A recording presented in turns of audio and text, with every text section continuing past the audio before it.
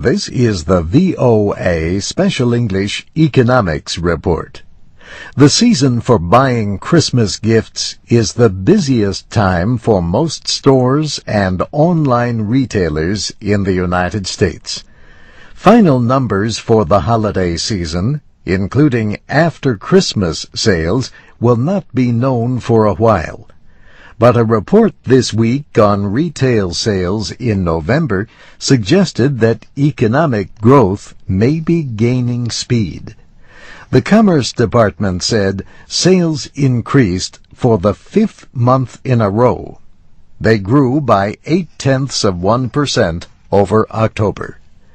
But Tuesday's report came the same day the central bank said the economy is not growing fast enough to reduce unemployment. So policymakers at the Federal Reserve voted to continue a program of buying government bonds.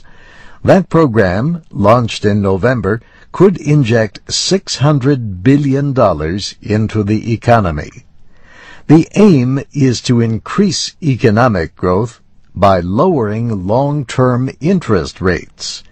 That would reduce borrowing costs for businesses and individuals.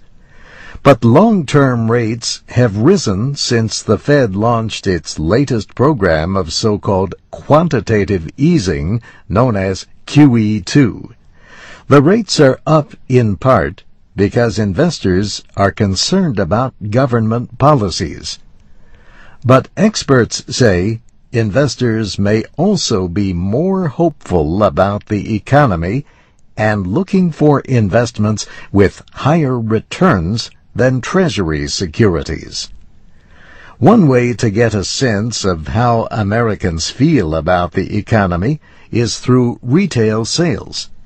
Consumer demand drives about 70% of the nation's economic activity.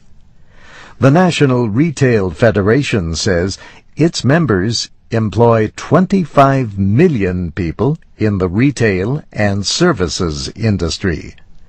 Those businesses reported almost $2.5 trillion in sales last year. Terry Lundgren is chief executive of Macy's, the company that owns Macy's and Bloomingdale's department stores. Retail and restaurants represent 1 in 5 jobs in America. So if we do well, if we grow, then we're going to be the ones that are going to start to lead us into a recovery and out of the difficulty that we've had in terms of job hiring, unemployment, and all of those challenging issues that relate to that. The kinds of stores where sales are up also says something about the economy.